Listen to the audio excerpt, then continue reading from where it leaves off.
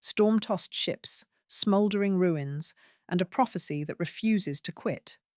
Beat. Welcome to the world where a single exile will ignite the birth of an empire.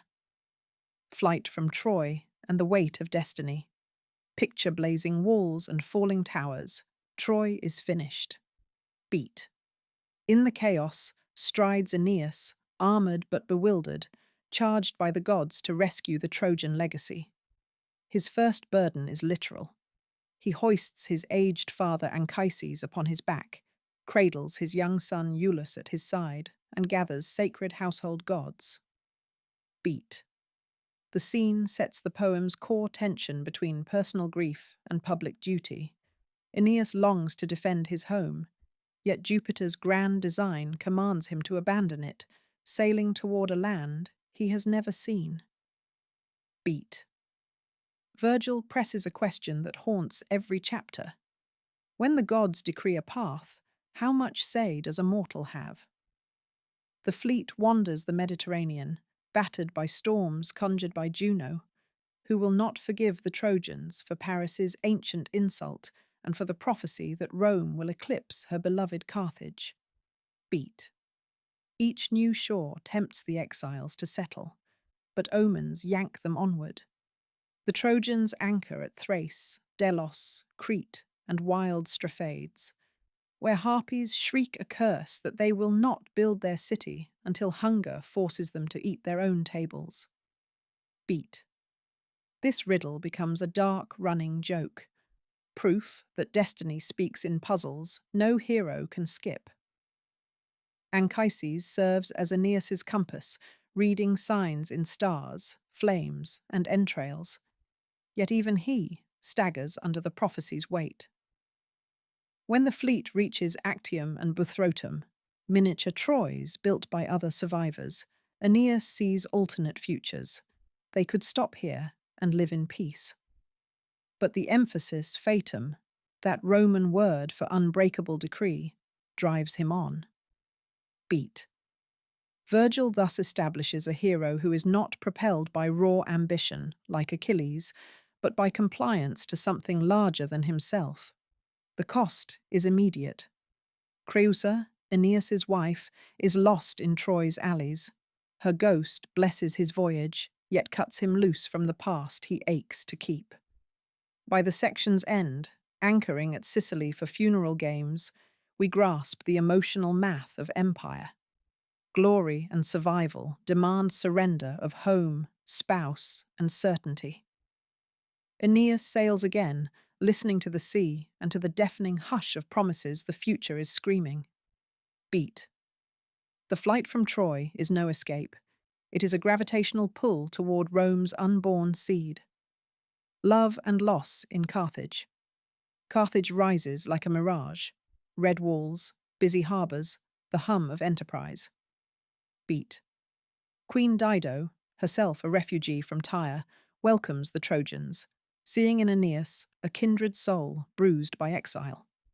Venus scents opportunity and sends Cupid disguised as Iulus to inflame the queen's heart.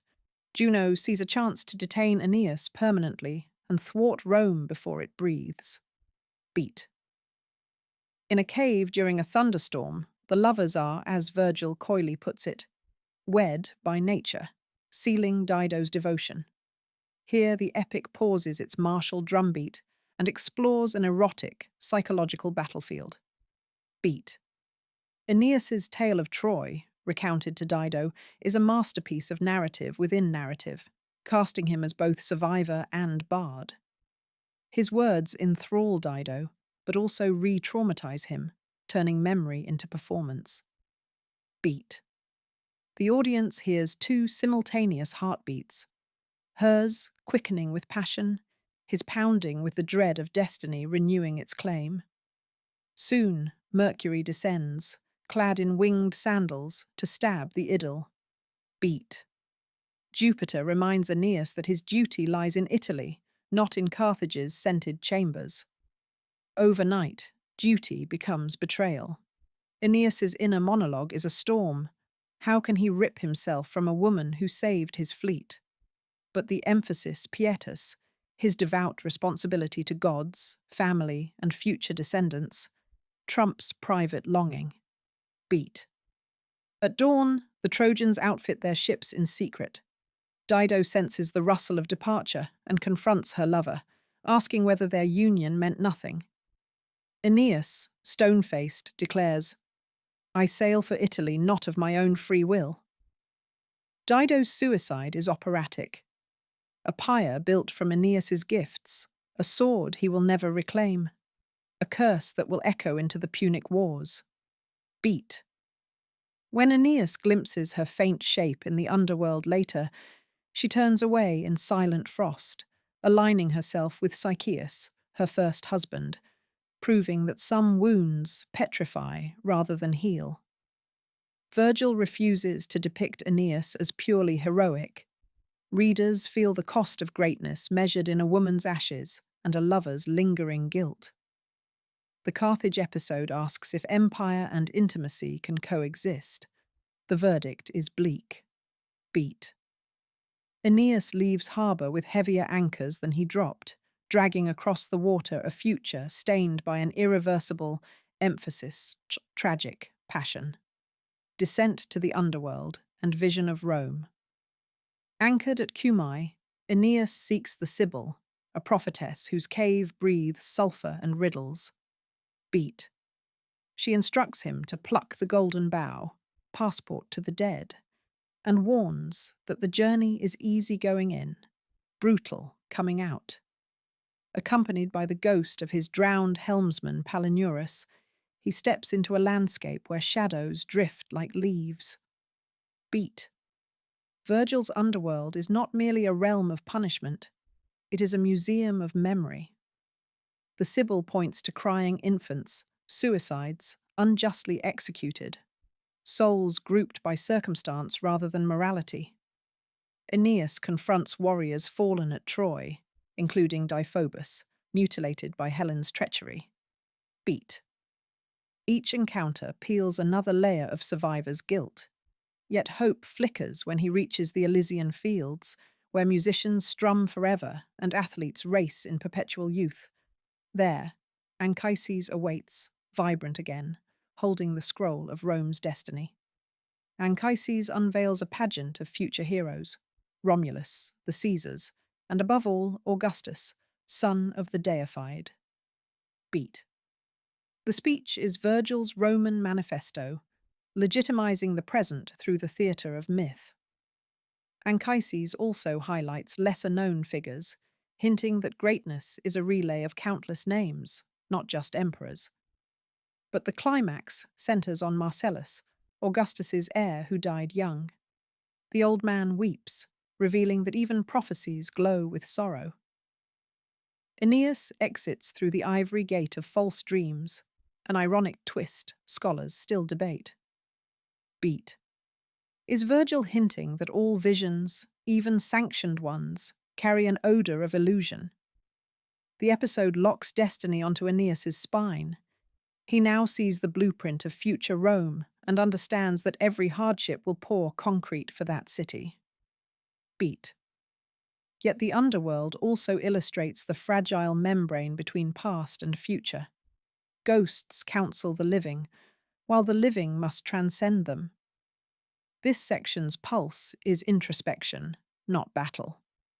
By mapping the cosmic stakes onto familial reunion, Virgil fuses public and private lines. Beat. The message is unmistakable. Rome's greatness is built on memory and memorialization, and forgetting the dead is treason to the living. Aeneas rises from the dark, carrying both the emphasis vision and the burden to make it flesh. War in Italy and the price of founding a nation.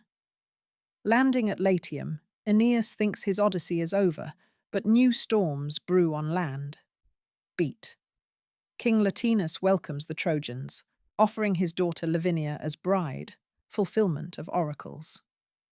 Juno, unwilling to yield, enlists the Fury Electo to infect Queen Amata and Prince Turnus with seething rage. Beat. The poem shifts into a second Iliad, catalogues of warriors, gleaming bronze, and the drumbeat of unavoidable war. Turnus, fiery king of the Rutulians, embodies local pride threatened by foreign influx. He challenges Aeneas not just for Lavinia, but for the soul of Italy. Beat. Virgil escape as simple binaries. Turnus is brave and devout, a mirror distorted rather than villainous. Aeneas seeks alliances, Etruscans, Arcadians, and undergoes a symbolic arming by Vulcan, who forges a shield depicting Rome's future triumphs, from the she-wolf suckling twins to Augustus at Actium. The emphasis, art, foreshadows history even before blood hits soil. Battles roar across fields, rivers run crimson, and heroes fall with Homeric grandeur. Beat. Pallas, son of ally Evander, dies by Turnus's spear.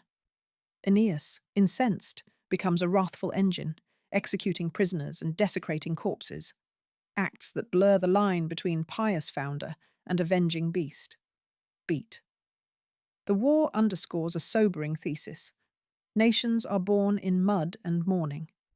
At last, under an iron sky, Aeneas and Turnus meet in single combat. Jupiter holds the scales of fate. Juno finally relents after Jupiter promises the Latins will keep their name and language, merely adopting Trojan valor.